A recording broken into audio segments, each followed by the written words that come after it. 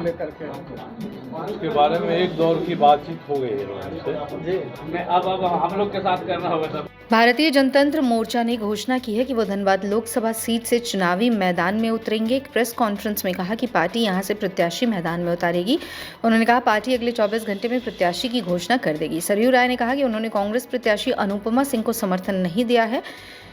अनुपमा सिंह उनसे मिलने जरूर आई थी, लेकिन उन्होंने व्यक्तिगत आशीर्वाद दिया था जो एक बेटी और बहू को दिया जाता है। सरयू राय ने केंद्र की बीजेपी पर जमकर प्रहार किया और कहा कि भाजपा के प्रदेश महामंत्री ने चुनाव आयोग में जो एफिडेविट दिया है उसके अनुसार भाजपा प्रत्याशी ढुल्लू महतो पर अभी 19 मामले लंबित हैं और केवल 2 मामलों में ही सजा हुई है, जबकि वर्ष 2022 में धनबाद के एसपी ने झारखंड उच्च न्यायालय में एक रिपोर्ट दी थी जिसके अनुसार भाजपा प्रत्याशी ढुल्लू महतो पर इससे कहीं ज्यादा मामले लंबित हैं। साथ ही उन्हें 4 मामलों में सजा हुई है। उन्होंने कहा कि लंबित मामलों में कई संगीन धाराएं वाले भी हैं जिसमें 5 से 10 वर्षों तक की सजा हो सकती है। पार्टी की माने तो सरयू राय खुद धनबाद लोकसभा सीट से चुनाव लड़ सकते हैं। वो फिलहाल जमशेदपुर पश्चिमी सीट से विधायक हैं। ये सीट उन्होंने तत्कालीन मुख्यमंत्री रघुवर दास को हराकर जीती थी। अगर सरयू राय धनबाद लोकसभा सीट से चुनाव लड़ते हैं तो बीजेपी और कांग्रेस दोनों के लिए परेशानियां बढ़ सकती हैं। सरयू राय ने हाल में बीजेपी प्रत्याशी ढुल्लू महतो के ऊपर हमलावर होते दिखे। वो लगातार उन पर हुए केसों पर निशाना साधते नजर। मैंने कहा कि आप खड़ा रहोगे तो मैं आपके पीछे खड़ा होकर आपको न्याय दिलवाऊंगा। इसके लिए चुनाव में जीतना हारना और कौन क्या होता है कोई बेमतलब है। जो न्याय कानून संविधान का पक्ष है उसके हिसाब से मैं आप लोगों को न्याय दिलवाऊंगा, इसीलिए मैं जा रहा हूँ। मांगी आपसे वो व्यर्थ जाएगा आशीर्वाद या कुछ आशीर्वाद में रहेगा जब चुनाव लड़ेगी आपकी पार्टी? अब मैंने कहा ना कि आशीर्वाद का स्वरूप क्या होगा,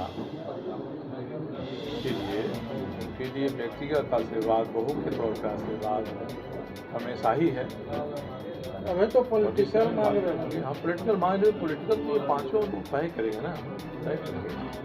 में क्या प्रोग्राम है को इससे मदद हो जाएगी? 24 घंटे की तो बात है। बीजेपी के तो कार्यकर्ताओं के लिए हमने खुलेआम अपील किया है वो सोचें, अपनी अंतरात्मा से देखें हमको क्या करना चाहिए। और पार्टी ने शपथ पर दे दिया तब क्या करना चाहिए। तो बीजेपी का ऐसे मदद होने की, वैसे भी हम लोग कोई बीजेपी के संगठन के खिलाफ नहीं है, कांग्रेस के खिलाफ नहीं है। हम लोग तो जिस तरह के उम्मीदवार हैं उनकी बात आती है। इसीलिए मैंने कहा कि पार्टी से ऊपर उठकर हम लोगों को इसके बारे में अंतरात्मा की आवाज़ पर सभी को धन्यवाद से वोटरों को देना चाहिए। दर्जन से ज़्यादा लोग, आधा दर्जन से ज़्यादा हैं, आधा दर्जन ऐसे लोग हैं जिन्होंने खुलकर सामने आने की हिम्मत की है। वैसे तो लोगों ने कहा कि हम लोग 50 लोग रहेंगे वहाँ, अब जाने में पता चलेगा। आधा आपकी वार्ता हो चुकी है उन लोगों से। उन्होंने कहा धन्यवाद आऊँगा तो आप क्या, तो मैं इसलिए जा रहा हूँ। मेरे हाथ में रहता तो कब घोषणा कर दिए होते। इसीलिए 5 लोगों का जिक्र किया है, विचार करेंगे, हमको कहेंगे लड़ना हम लड़ेंगे, उदय जो कहेंगे ये लड़ेंगे, कृष्णा जो कहेंगे कृष्णा जी लड़ेंगे, कोई जो तय करेंगे ये वर्तमान परिस्थिति में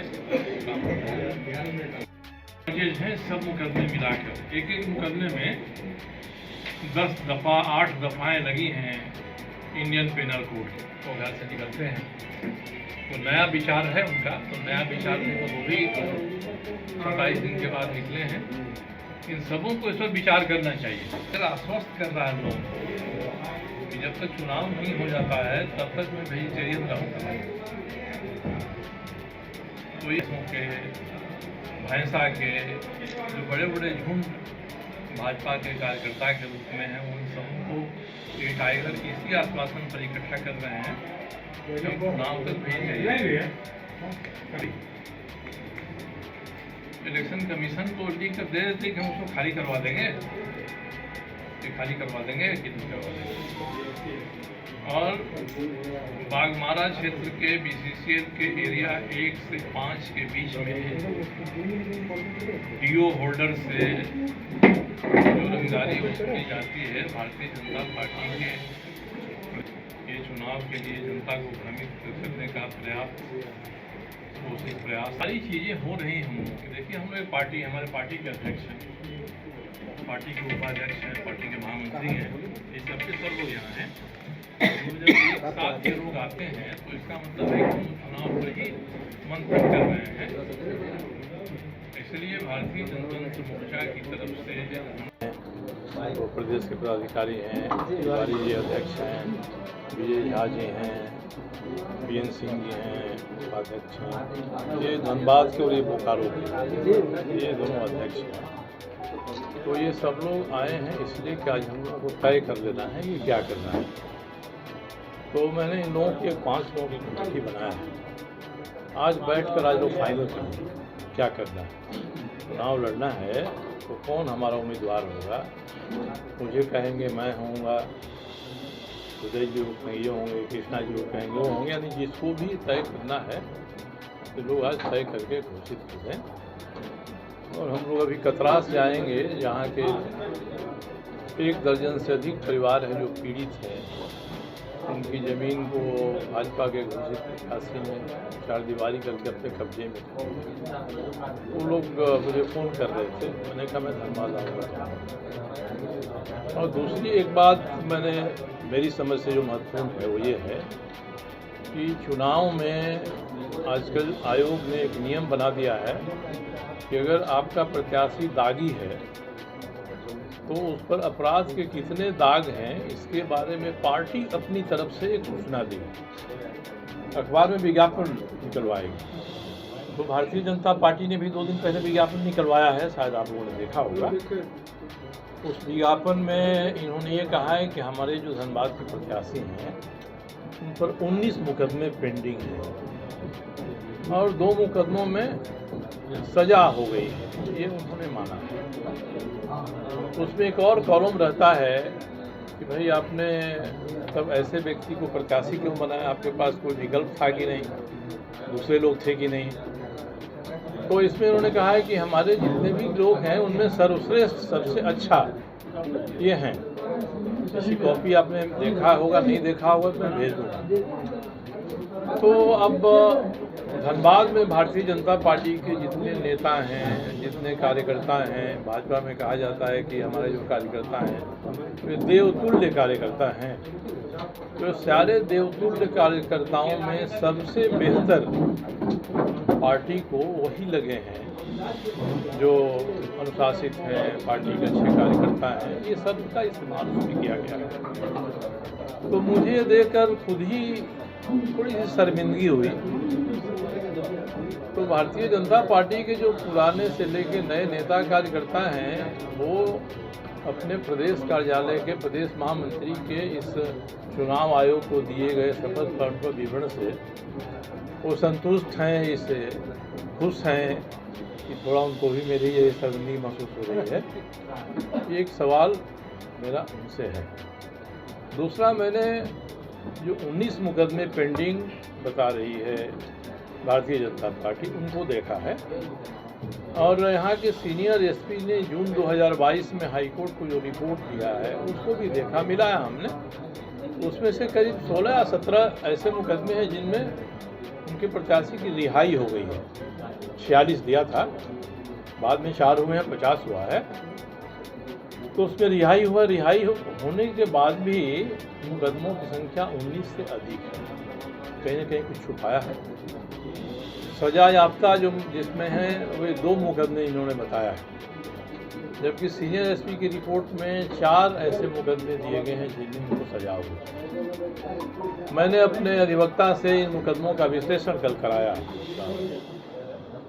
उन्होंने मुझसे कहा है कि एक मुकदमे में तो 10-10 धाराएँ, 8 धाराएँ हैं, 11 धाराएँ हैं, मगर 22 ऐसी धाराएँ हैं जिनमें ट्रायल हुआ तो 5 से 10 साल तक की सज़ा हो सकती है। ये उन धाराओं का आईपीसी की जो धाराएं हैं, कोई भी आईपीसी में देख सकता है। तो ये ऐसी धाराएं हैं। तो मेरे दिमाग में यही आया कि भारतीय जनता पार्टी अगर 400 पार में धनबाद की सीट को भी रखना चाहती है तो क्या वो मध्यावधि चुनाव आमंत्रित करना चाहती है? क्योंकि हम लोग तो प्रयास करेंगे कि इन सारे मुकदमों का स्पीडी ट्रायल हो। कुछ मुकदमे 2006 से बाकी हैं, कुछ 2011-12 के हैं, कुछ 15-16 के हैं। तो इतने दिनों तक इतने गंभीर आरोप वाले मुकदमों का लंबित रहना ये ठीक नहीं है और इनके बारे में भारतीय जनता पार्टी का ये कहना है अपने शपथ पत्र में कि ये मुकदमे प्रतिशोध के आधार पर कर दिए गए हैं, जबकि खुद 2014 में भारतीय जनता पार्टी ने अखबारों में बड़ा बड़ा बयान छपा उनके नेताओं का कि इनके अभी ये घोषित प्रत्याशी के आतंक से बाघमारा को बचाना है। तो उस समय तक जो मुकदमे थे वो प्रतिशोध के मुकदमे नहीं थे और आज चुनाव आयोग के सामने दे रहे हैं कि हमारे सबसे अच्छे सर्वश्रेष्ठ कार्यकर्ता हैं। तो इस बात को भाजपा के समर्थक, भाजपा के शुभचिंतक, 400 पार जाने में आस्था रखने वाले लोग, ऐसे सारे लोगों को एक बार विचार करना चाहिए। और मुझे लगता है कि धनबाद के कार्यकर्ताओं के लिए ये अपमान की बात है कि भारतीय जनता पार्टी शपथ पत्र पर चुनाव आयोग को लिख कर देती है कि जितने कार्यकर्ता हमारे हैं सब में से श्रेष्ठ हमको यही लगे हैं। ये 2-3 बातें ही आज मैंने प्रेस के लिए कहा है। और एक क्या स्टैंड है सर? आप 20 तारीख के बाद 21-22 को यहाँ धनबाद आना है, तो आपका क्या चुनाव मैदान में जाएंगे? आज हमने कहा अभी आज ही लोग तय करेंगे, 5 लोग बैठेंगे, ये तय करेंगे पार्टी चुनाव लड़ेगी, इनका मानना है। कौन इनका उम्मीदवार होगा, मैं होऊंगा या कोई दूसरा होगा, तीसरा होगा, जो भी होगा आज तय करेंगे, कल आपको बता देंगे। अनुपमा सिंह ने भी जाकर अनुप सिंह ने भी आशीर्वाद दिया है। आशीर्वाद दिया, मैंने उनसे कहा कि आप बहू की तरह आई हैं, बहू बेटी घर में आती है तो उसके लिए प्रयास स्नेह से आशीर्वाद रहता है। और जहाँ तक राजनीतिक चीज़ें हैं, मैं धनबाद के अपने साथियों से विमर्श करूँगा, तभी उसके बारे में आपको मैं फिक्र से दूँगा और उसी सिलसिले में मैं आज यहाँ आया हूँ। डिसीजन स्पष्ट नहीं है कि चुनाव लड़ना है या नहीं, भूल के कहे कि 5 लोग आज तय करेंगे। कांग्रेस का मानना है कि आपका समर्थन मिल गया है उन लोग को।